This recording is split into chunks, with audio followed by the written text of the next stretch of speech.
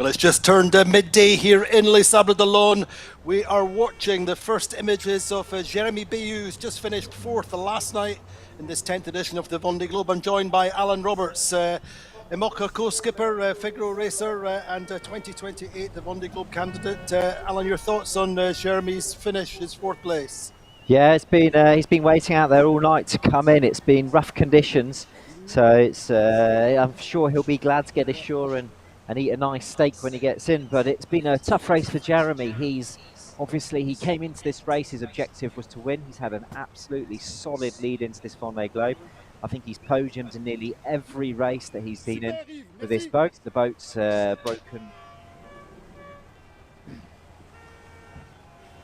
broken the speed record once with the crew on board, and now we see him coming into the channel.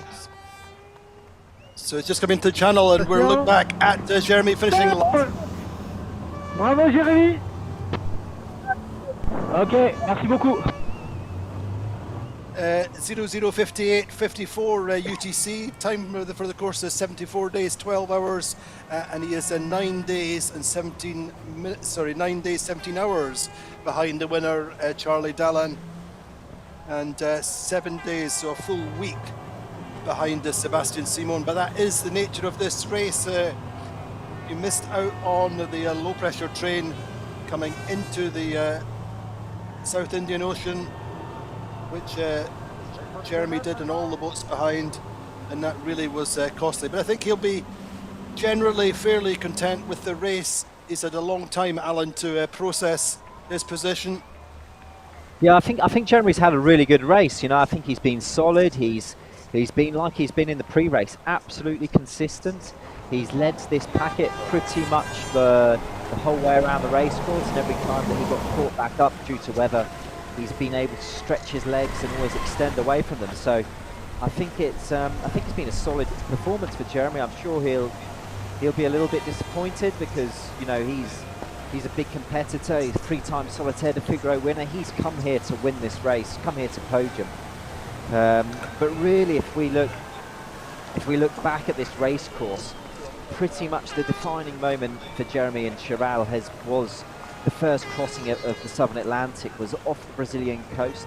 We remember the leaders were able to pick up on a small low pressure system.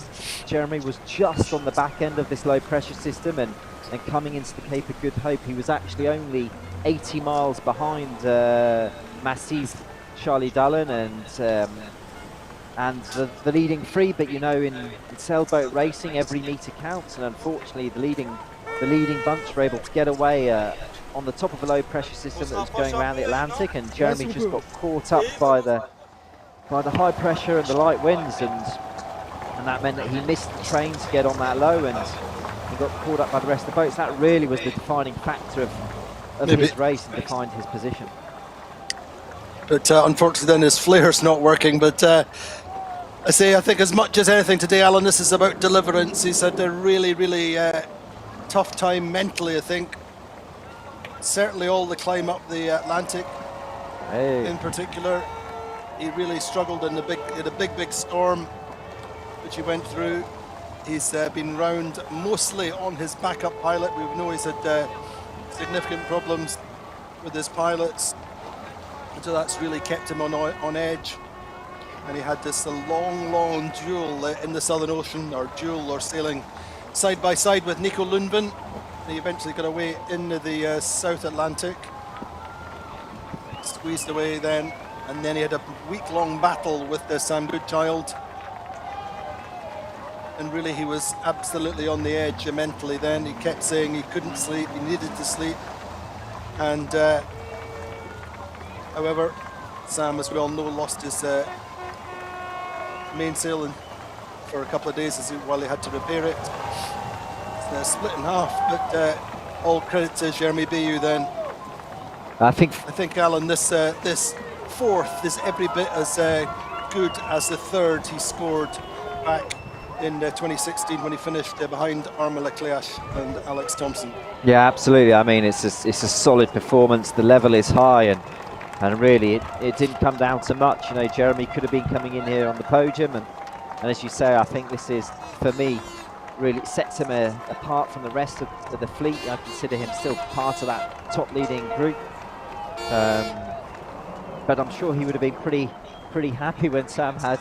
We're never happy when other people have issues, but when Sam backed off because he had to repair his mainsail, you know, the two boats were pushing pretty hard, and I think the river was pretty intense, and that's always pretty stressful coming into the finish line, especially with big winds, big waves, because you want to beat your competitors to the finish line, but equally this kind of seems crazy to risk so much in the final days of the race. We'll push the boat hard, and we can see here, you know, he's under storm jib, the orange sail that he has up just behind him. We can see in the view, they're not the one he's leaning against, but that's the storm jib. So that's the smallest jib that he has on board, and that kind of shows the conditions that he's been coming into in the finish. You know, he's had. And there is our president, Monsieur Alain Leboeuf, there, getting his own video.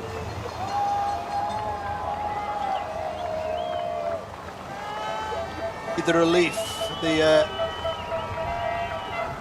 deliverance for Jérémie Beyou, just enjoying these moments coming into the channel.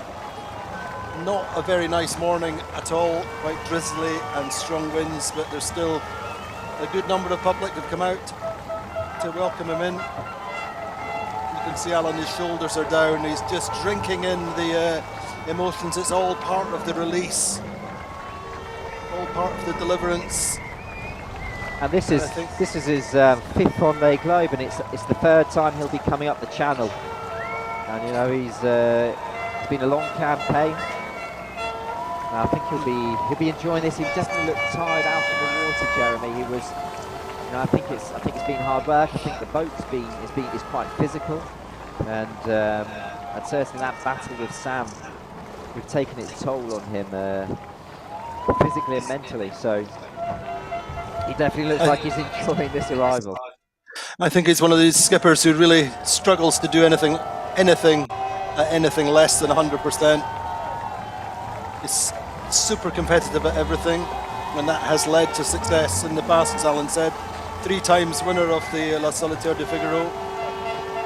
And of course, we all remember his last race, which was really some of his toughest moments mentally on the water. He had to restart 9 days after the fleet had left. Came back had to sail back all the way back across the Bay of Biscay after technical problems. Had to wait in Les Sables as they were repaired.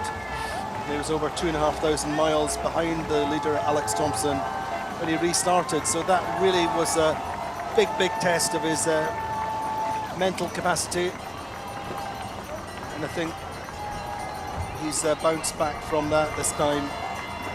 It's interesting to see Jérémie's a very different character again from the leading bunch. You know, he's not an engineer. Jérémie's a worker. His Figaro results have definitely come from hard work, slogging it out, and he's 100% committed and involved in his projects. And it's been the same with the Amoka. You know, he lives 5 minutes away from the base, 5 minutes away from where the boat's being built. From A to Z, he's been heavily involved in the projects. He's a big sportsman. You know, keeps very fit. He's a strong guy, and he works hard, and that's his technique. So interesting to see, and also the boat here, Andy, looks in really good condition as well. You know, nothing obvious standing out to me. Everything looks still in place. It's again someone that's a sailor that knows how to look after his equipment in a boat that's been incredibly well prepared by the shore team. And he really has a programme which is top drawer. He said Frank Camas advising from a technical point of view and sailing as a co-skipper. But I think, as you said, Alan, it's not as easy a boat to sail in the big conditions in the south as some of the others. Quite a complicated boat.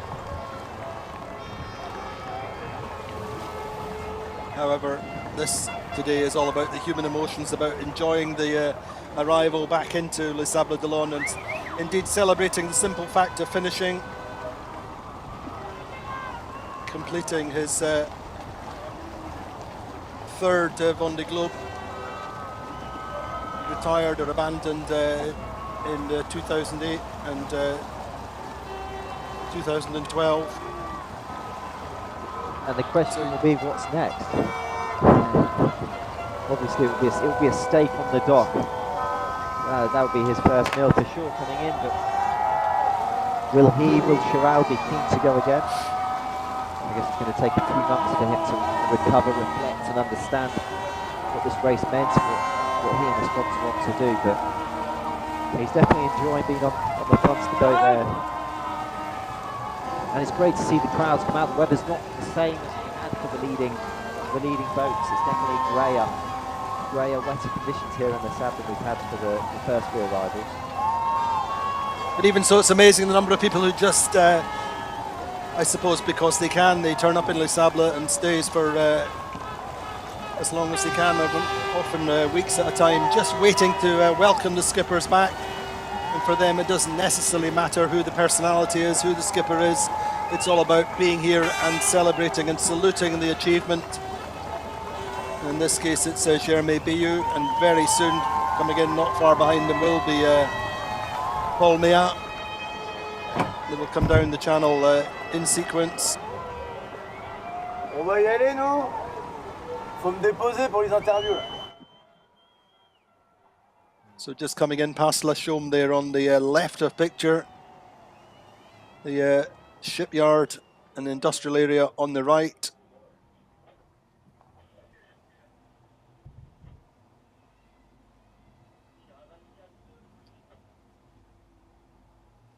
Yeah, I mean, it's a fantastic achievement. We forget these boats, these finishers have made it the whole way around the planet.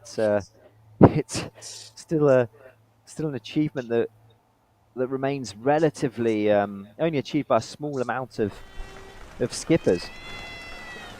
And to take these boats, these are Formula One cars. They're lightweight carbon fibre construction. You know, they are. They always draw the analogy. They're like taking a Formula One car on the Dakar Rally. The boats are so much more reliable this time, as we've seen. Well, the skippers are absolutely connected to the boats. You know, the skippers with more experience know how to push harder, but they feel the boat as you feel, you know, the appendages of your body. If you were to feel your arm getting tired, you know when you have to back off, and the boat is just an extension of the skippers, really. They spend a lot of time sailing and training and racing beforehand to get to know it, get to know the feeling, get to know how far you can go and when you need to back off. And you know, that's part of what's taking this sport to the next level. That's why we're seeing the records get broken for the speed around the world, but also we're seeing records broken for the amount of finishers. We're going to see more boats finish this Vendée Globe than ever before. I think it's a real testament to the step up in level of the sailors.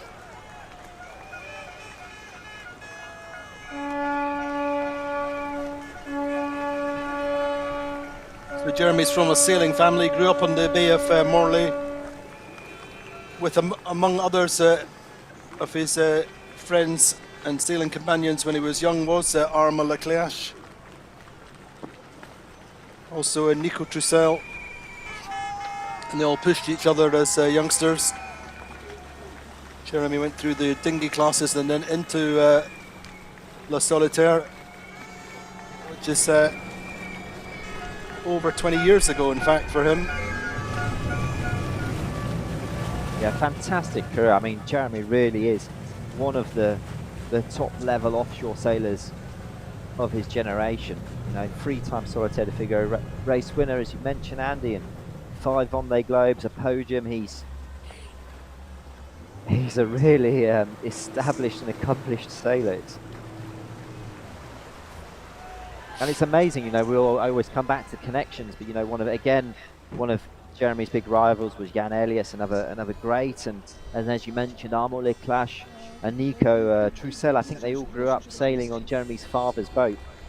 He used to take them out cruising and racing around the coastline, around the northern Bristly coastline. So it's kind of thanks to Jérémie's family, Jérémie's father, that actually a whole generation of amazing sailors have got into and got the bug, and they've all driven each other forward, which is, we often see that. And even so, that rivalry, I think their friendship continues, but the rivalry with Armand Leclerc continues, and Armel, of course, has done everything in the sport, winning the Vendée Globe. But he's had 3 podiums, third, second, and first for Armel. And unfortunately, the win is still eluding Jérémie Beyou. As Alan said, finished on the podium many times.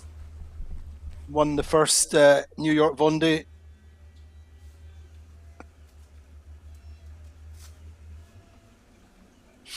Yeah, I'm sure he'll have many mixed emotions coming in here, but there's one thing's for sure, he'll be overwhelmingly happy to be back ashore. It's not been an easy finish for these boats, and we'll see with the other boats coming in over the coming days. It's the same story, and tough conditions to finish a Vendée Globe. You know, really, as you approach the Bay of Biscay, the sea state changes, the wind changes, the risk incurred by the skippers and the boats massively goes up. We've got more cargo ships, more fishing boats, more lobster pots, and of course less ability to escape the weather systems as you have in the Southern Ocean. You have to get to the finish line. That's where you have to point to, and the weather will be what the weather will be.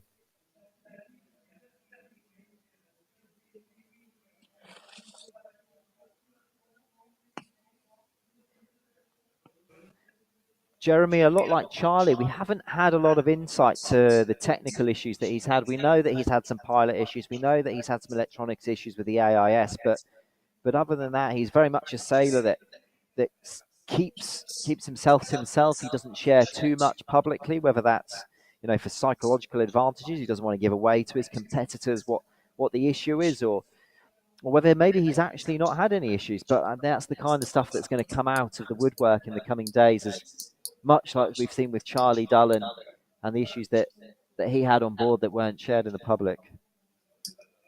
I think psychologically, one of the things that he can take satisfaction from is having been so close in the South Atlantic with the boats immediately behind him, or that group who are behind him.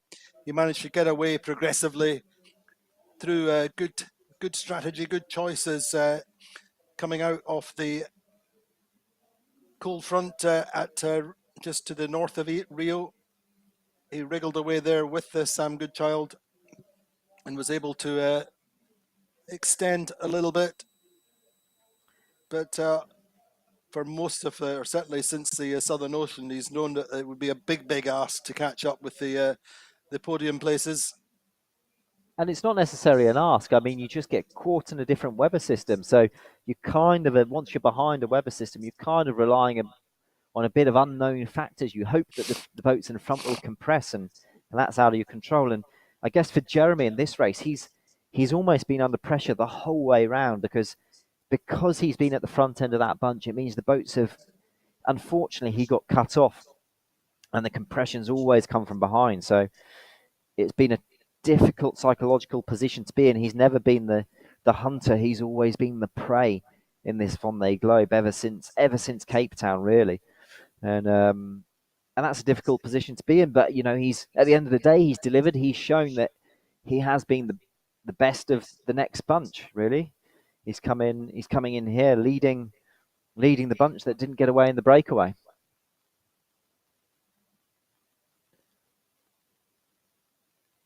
I'm looking forward to hearing some words from Jeremy, Andy. So am I. But great drone images then coming into the red carpet awaiting Jérémie Beyou, passing the finished ahead of him. Sebastian Simon's group at Dubrai there, the white and blue boat. Then Paprec Arkea and Massif. It's a great moment then for Jérémie Beyou, returning into Portelona.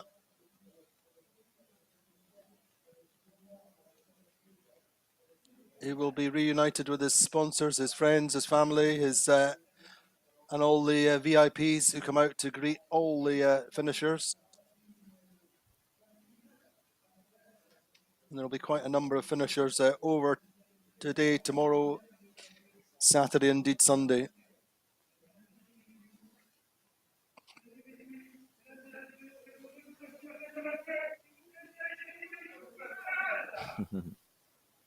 So maybe just here in the background, the local crowd being whipped up for Jérémie as he arrives back at the pontoon.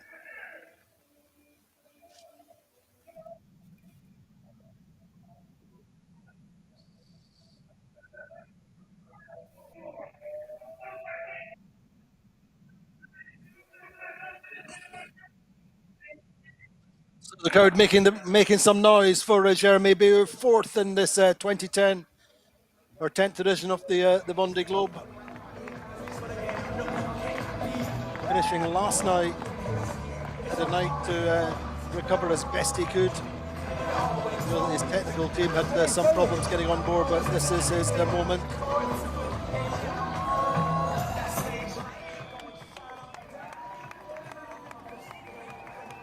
Sponsors, families, friends, VIPs all waiting for him on the dock there.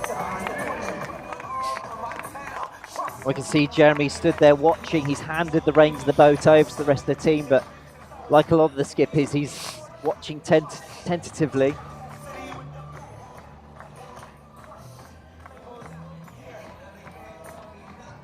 So it's been a little bit of a long night as well for his shore team who've been on board. But at least Jérémie will have been able to relax a little bit and catch his best sleep, probably his best sleep for many, many days. So one consistent thing he's been saying ever since the equator, or just before the equator, that he could not manage to sleep consistently. It's really into the red zone. The red zone now is the red carpet.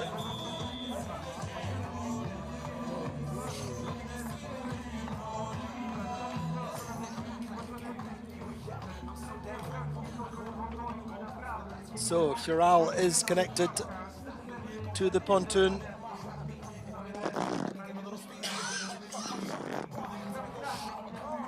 Jérémie actually got his son on board there, I can see alongside him.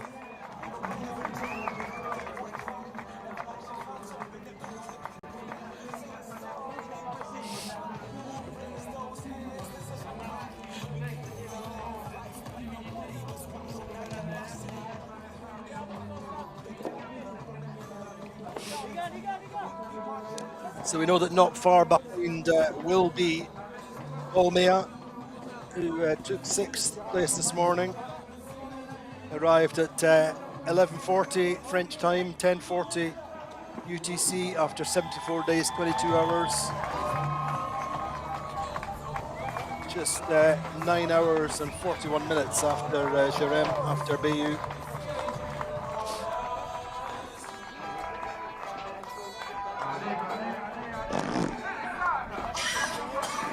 He looks a bit more rested there than he did in his previous videos, Andy.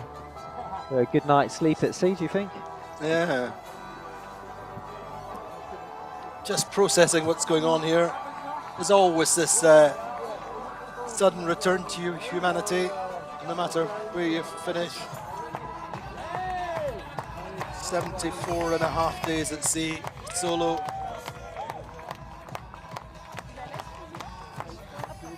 The music's pumping hard here in the race village.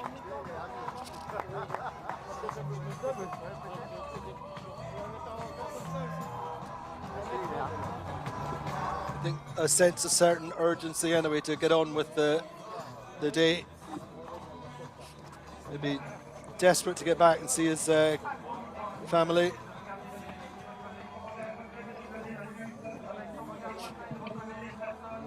Taking a little bit more time to tie the boat up than the leaders. That's because there's a bit more wind. There's more wind in the race village than there was beforehand. So securing the boat just is slightly more challenging. But great images there of Charal on the pontoon d'honneur. Lap of the planet for Jérémie Beyou, 4th place. And we're looking forward to having the first words from him. Indeed. We were promised a little bit of English, but Alan will be on duty for the translations. Not quite as big a crowd as we've seen, but that's, I think, largely reflects the weather we have here. Big storm is still rolling in.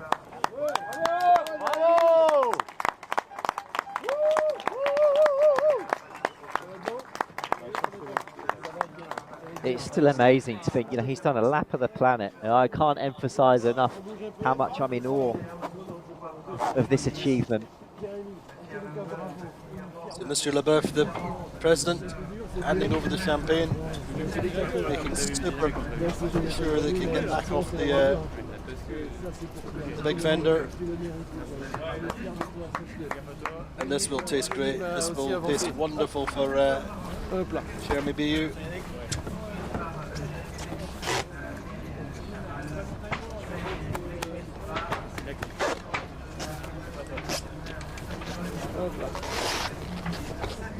So we will see fifth place Paul Meilhat coming into the channel immediately after the formalities and the interviews.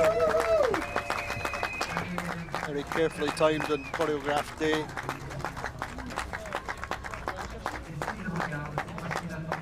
Expecting Nico Lundvenen later on in the day or tonight.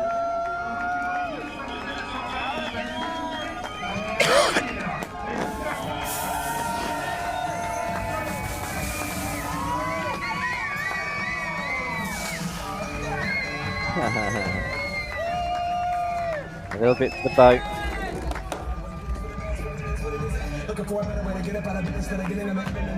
He knows as well as anyone it's not easy to finish this race.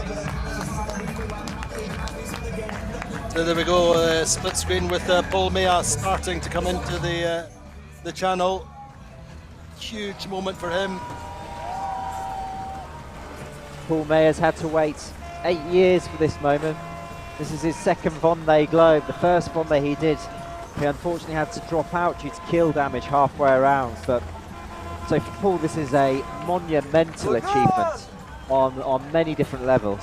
So the Vendée Globe really has been unfinished business for Paul Meilhat. He has been so tenacious to keep going after the end of that project for the last Vendée, even though he won the Route de Rome in 2018. His program ended and then he started again. He found Biotherm, built this boat, did the ocean race, which he finished 4th in. And it's been a brilliant story with Biotherm. You know, they built the boat and the boat went straight in the water, did the Route de Rome, did the ocean race, which I was lucky enough to be a part of. And they've come a long way. They've developed the boat. He's got the miles. He's going to be the skipper with one of the most miles before the start of this Vendée. So, you know, really tried and tested the platform and all the way through his project. You know, he's been a bit on the back foot, but today finishing in 5th place in the Vendée Globe, finishing in 5th place in the Vendée Globe with no forestay. He had a J2 damage a week or so ago. This is a massive achievement. He's got the blue flares there to represent Biotherm. It's a nice touch. He'll be very happy. He'll be very proud. And he has pushed so hard in the Atlantic and indeed the Southern Ocean. Ultra experience. But I think one of the things with Paul is he's just never stopped, has he, Alan? Just kept pushing the whole time with his program.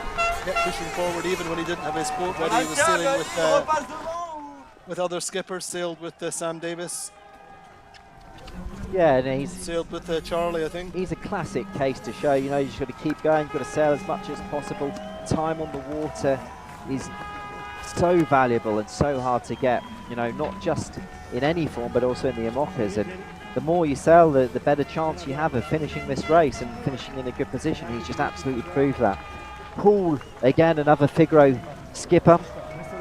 Here we go with the first words with Jérémie Beyou. Traverse là depuis ce passage de ligne, c'est de la joie d'avoir vécu un 3e tour du monde, c'est de la frustration, de la fierté. Qu'est-ce que c'est? Your feelings, what do they like, Jérémie? Il y a des 4e places qui sonnent comme des défaites, celle-là sonne plutôt comme une victoire. J'ai mis peu de temps à... This 4th place feels like a victory. This 4th place, I finished in 4th, but I'm incredibly proud of this position.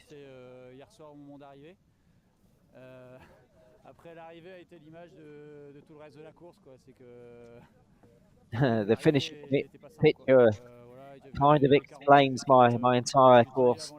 Not simple. 40 knots on the final approaches. It wasn't easy. The sea was pretty mixed up and violent. So just getting across the finish line was a simple achievement.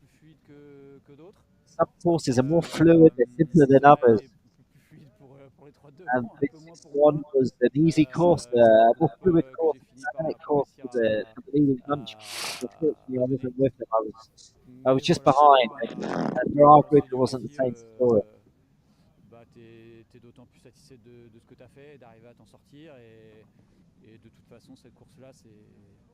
And you know, these challenges make the feeling at the end even more worth it.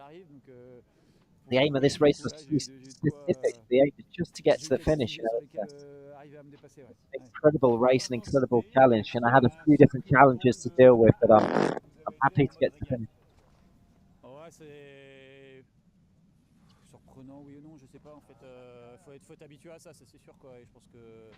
Has it surprised you to be in such close contact with other boats all the way around the race? Jeremy's reply, no. It doesn't surprise me. The race is getting more and more competitive. A race for racers.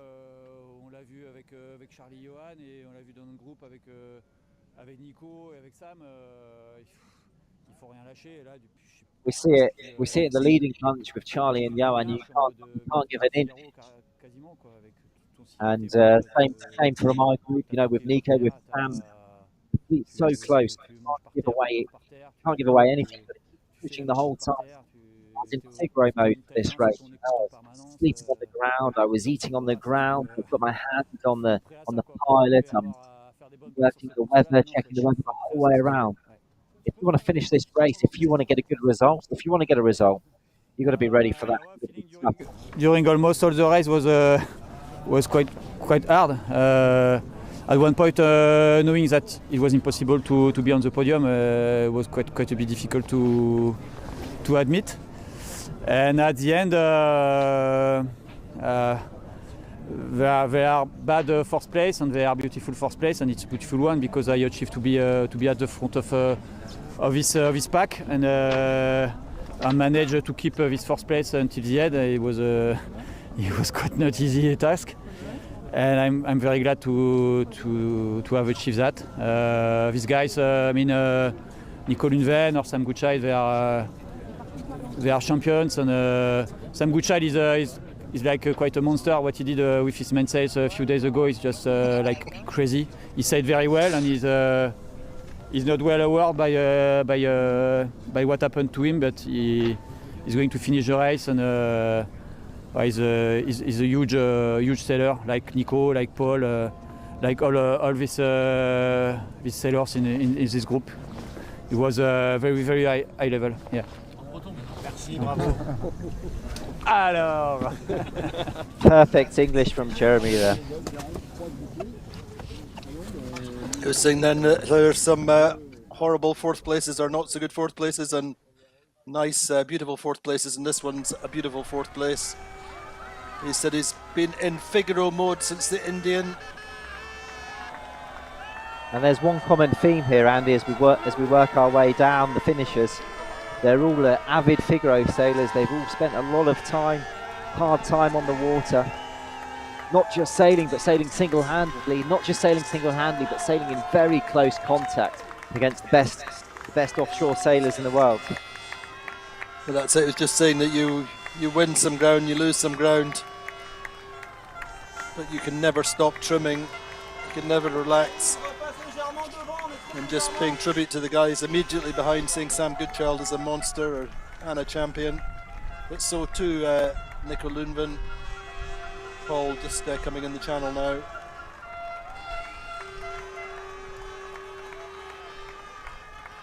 And this is a fantastic moment again here for Paul. He's, first Vendée Globe, had to pull out. Not just that wasn't the only challenge he had in that Vendée Globe. He also he broke his pelvis throughout the season in one of the early races. So it's been, this is an accumulation of not just those 8 years of projects, but the 10 years before that of the sailing. And this would be a massive moment for him, you know, to finish. I feel like I said every time, Andy, finish around the world race can't be underestimated, this achievement. No, of course not. But I think as much as anything, one of the things with Paul was after he had that keel ram damage in the race 8 years ago, he had to go so far out of the Southern Ocean and ended up, I think, in Polynesia. To Tahiti, yeah.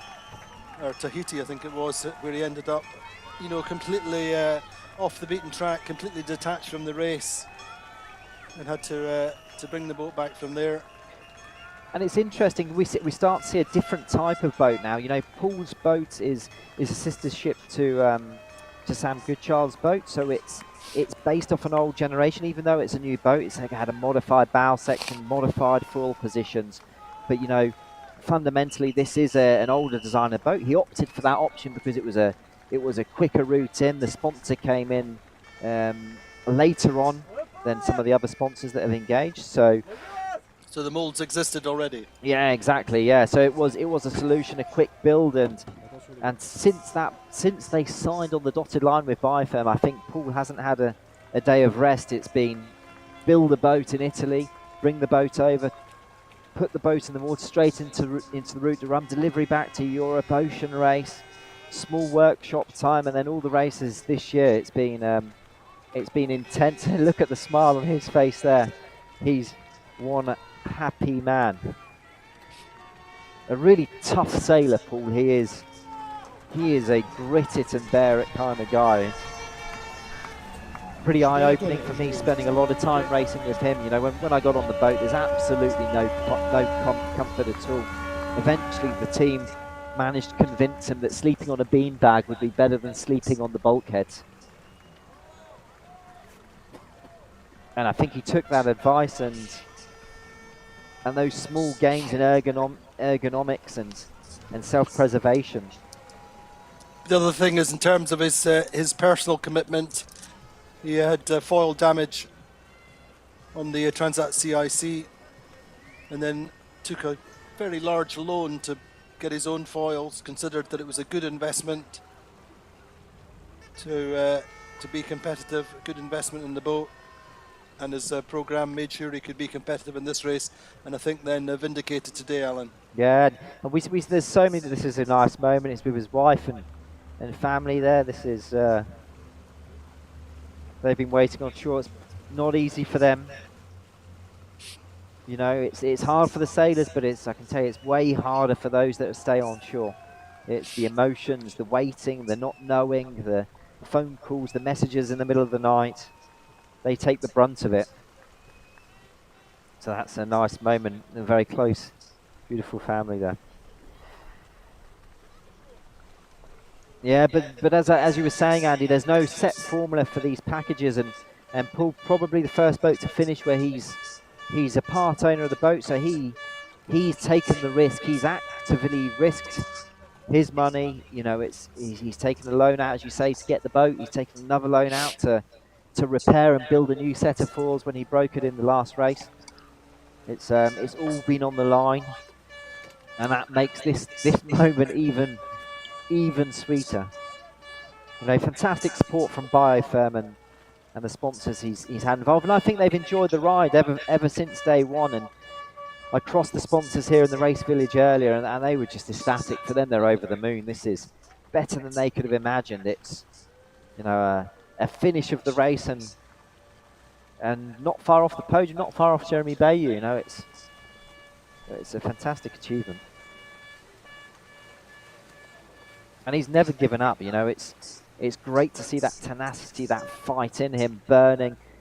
We never have bad words or coming out of Paul's mouth. He's always very positive. He always has an answer. Everything's a challenge. He can take it all on, and he's just proven it here. We see him coming in with no J2. J2 forestay is the fixed forestay. It's what holds the mast up most of the time, and when we've seen boats dismast, it's very often because there's been some failure in the system there. Not only that, it could be a number of things, but that is one occurrence because it's the cable that takes most of the tension of the rig. So luckily he had other sails up, so he's managed to salvage it, and we can see here he's put a sail right on the bowsprit. He's got his J4 sail up, and good to see family, friends and sponsors, family and friends there waiting on the dock for him. Famous skipper there, Anthony Marshall, co-skippers from the Ocean Race there waiting for him on the pontoon, Anthony Marshall and Amélie Grassi. They're all part of this story.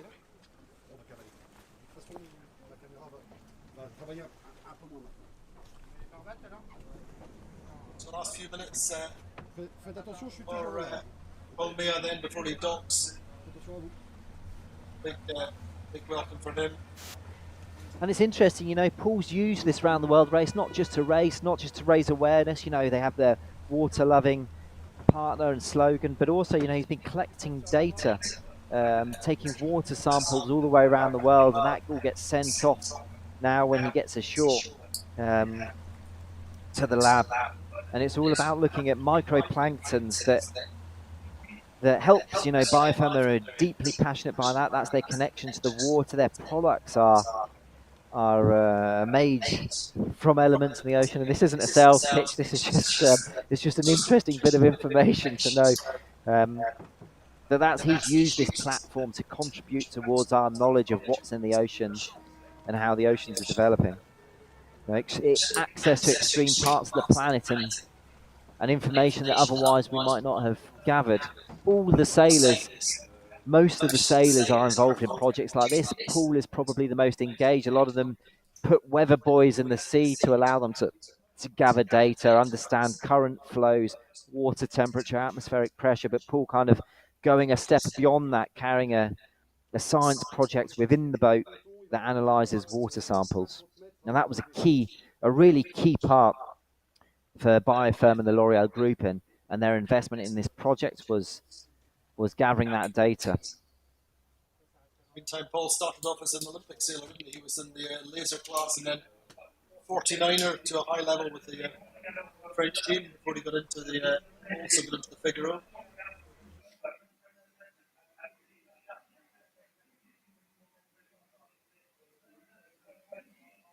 Yeah, a very field sailor, Paul. You know, he's very much sails by the seat of his pants. He has less load cells on board. He's less into the numbers. Absolutely minimalistic on board, and he sails this boat like a dinghy, like a Figaro. And that's what you need more and more today. You need to try and build up that feel, that understanding. The numbers are good, and I think they're very useful. But Paul is the best example of sailing by the seat of your pants.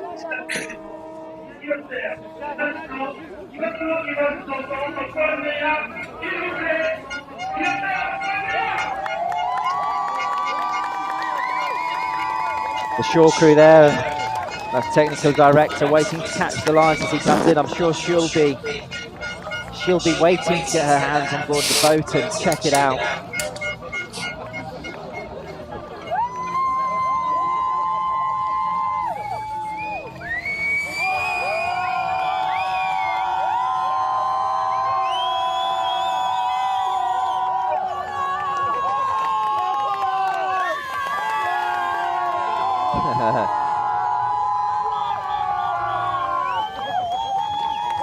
Can't quite see what it says on that sign, Andy. Something about the J2.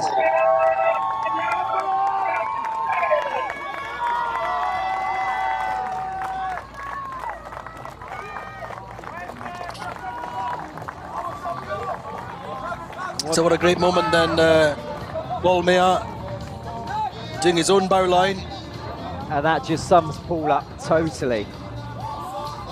Very much hands He's on. engaged. Did he have the arms? Did he get the throw right? He looks pretty tired though, doesn't he? He's just, I think he's just hanging in there to enjoy the moment.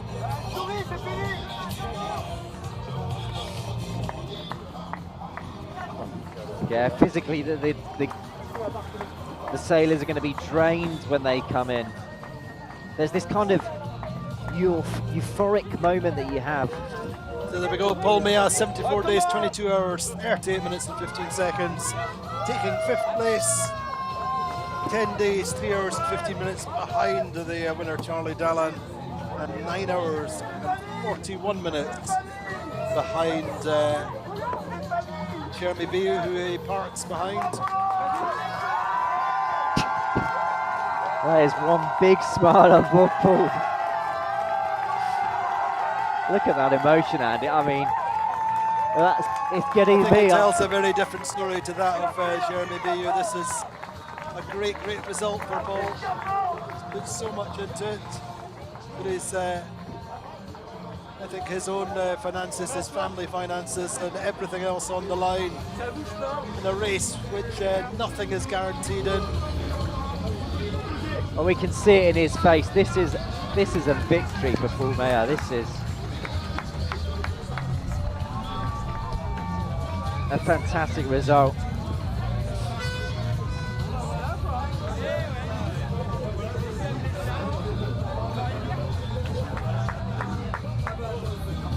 Just going to sit down and enjoy it. Because these moments are always fleeting. They only last a certain amount of time, and then you're swallowed up into the day. He's enjoying the music there. The skippers each choose their own music for when they dock in. Him and his friends and family there come down. Qu'est-ce qu'ils organisent là? Parce que moi je sais pas vous faire. J'ai jamais fait le Vendée Globe, pas de vous dire. Ah merde. C'est qui le chef là? Elle est où Lolo? C'est Lolo normalement qui. Faut que tu descendes. Ah bah elle est là Lolo. Voilà. Faut que je descende. Ah mais descendre de son bateau. Ouais. On sait plus quoi faire sans elle. Process, we're starting to get to know it well here now. Ah oui, que l'équipe. Ah bah voilà. Alors, il faut que quelqu'un. Ah, personne savait quoi faire. Marie, non, t'as vu. Bah, c'est mon job, hein. On avait le marteau. De l'équipe. Tout le monde à l'avant. Rien cassé.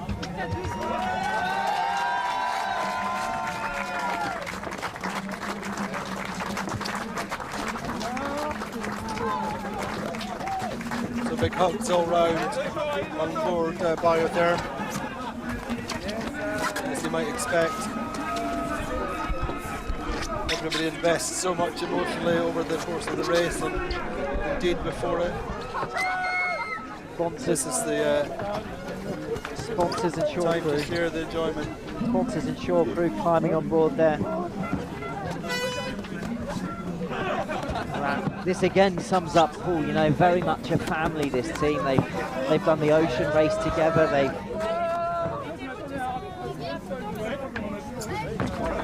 They've lived this all together. A lot of hard moments. They've all worked pretty hard, and important for Paul to share this with them as a family.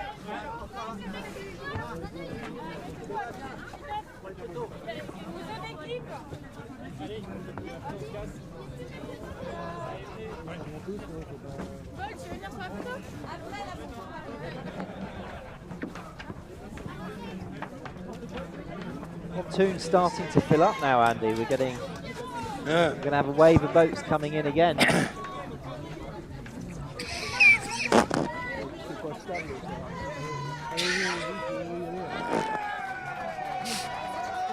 And as more and more boats come in and park on the pontoon, you get more and more visitors coming. So the Biotherm team, Paul Meilhat's team, celebrating together.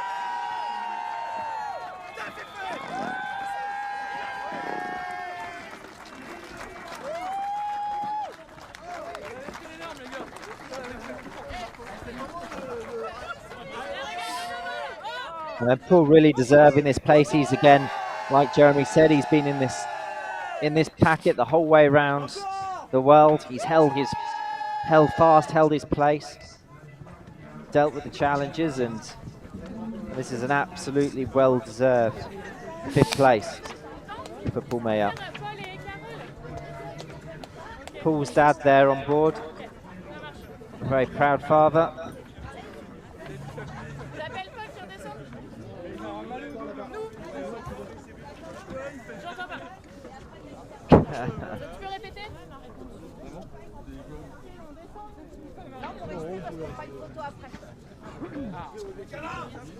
He almost looks overwhelmed with the situation here, doesn't he, Andy? It is a little bit, but you can enjoy these times. There's plenty of time to meet the president and the media. And here comes Mr. Leboeuf. Thanking Paul for his race. For all that he's contributed. Change of protocol here, Andy. We're off the wobbly foot.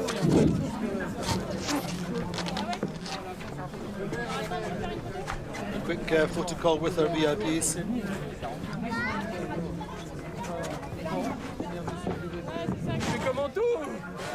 Feels like a good excuse to soak the president here, doesn't it?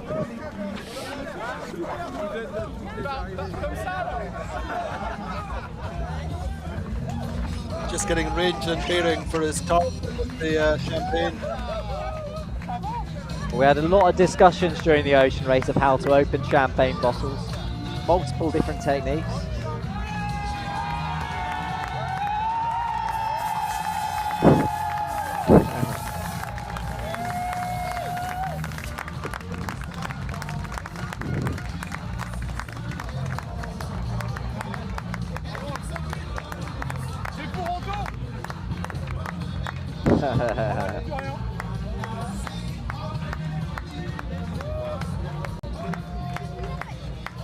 It's that heady cocktail of emotions for Paul Meilhat. Relief, jubilation, satisfaction. The shoulders go down, the level of contentment. You can hear him. The tension just dissipates. Big breath out there of relief. It's over, it's achieved. Alors c'est sûr, la graisse de la pompe à graisse, elle est dans le bateau, elle est pas dans la cuve. We're back on land for the first time in 74 and a half days. Probably 75 now. Ah bah moi aussi, hein. Peut-être dormir 1 heure, mais après c'est... Raconte-nous là, ce qui te traverse là. Ah bah le bonheur, la joie, j'ai eu le temps là en plus ce matin. J'étais tranquille, donc je peux un peu repenser à la course. Comme ça là. What a fantastic moment. I had a bit of time this morning to think about the course. So many emotions about seeing everyone, and it's fantastic to see all these faces with my friends. It's a super feeling.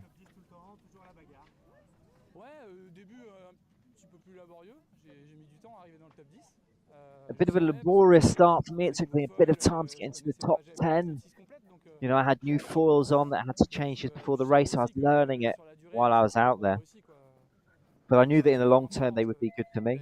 That it was a good strong point. You know, I really enjoyed the remount of the coming back up the Atlantic Ocean at the end, but also the Southern Ocean. You know, I absolutely loved it. You know, compared to my other Vendée Globe, it was such a pleasure. It was just amazing to be alongside the other boats racing.